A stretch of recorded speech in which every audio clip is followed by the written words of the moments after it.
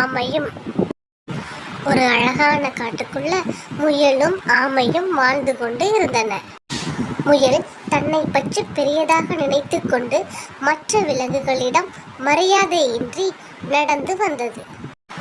ஒரு நாள் முயல் வரும் வழியில் ஆமையை பார்த்தது.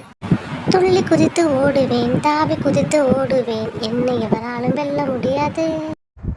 முயல் நண்பா, உன் மகிழ்ச்சிக்கான காரணம் என்ன? ஆமை கேட்டது. நீ நடப்பதை பார்த்து எனக்கு சிரிப்பாக வந்தது. உன்னால் ஓட முடியாதல்லவா? வேகமாக ஓட முடியவில்லை என்றாலும் எனக்குள்ளும் பல திறமைகள் இருக்கிறது நண்பா. சரி, அப்படியானால் நாளை ஓட்டப்பந்தயம் வைத்துக் கொள்வோம். அதில் உன் திறமையை காட்டு என்று முயல் கூறியவுடன் ஆமையும் அதற்கு ஒப்புக்கொண்டது. சரி நண்பா. அடுத்த நாள் முயலும் ஆமையும் பந்தயத்திற்கு தயாராக இருந்தன.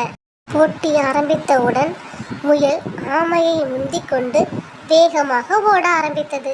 சிறிது நேரம் கழித்து முயல் நினைத்தது, இந்த ஆமையால் என்னை வெல்ல முடியாது.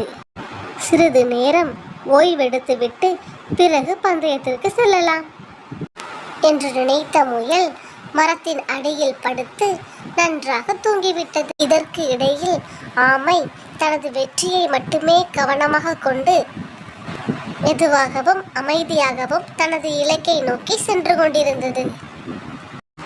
தூக்கத்திலிருந்து விழித்த முயல் ஆமை முன்னேறி செல்வதை பார்த்தவுடன் வேகமாக ஓடி வந்தது. ஆனாலும் எந்த பயனும் இல்லை. ஆமை தனது இலக்கை மெதுவாகவே கடந்து விட்டது. முயல் வருவதற்கு முன்பே ஆமை முன்னேறி சென்று விட்டது. இறுதியில் ஆமை வென்றுவிட்டது. அனைத்து விலங்குகளும் சேர்ந்து ஆமையின் வெற்றியினை கொண்டாடி மகிழ்ந்தன. நிதானம் அலட்சியத்தை வெல்லும்.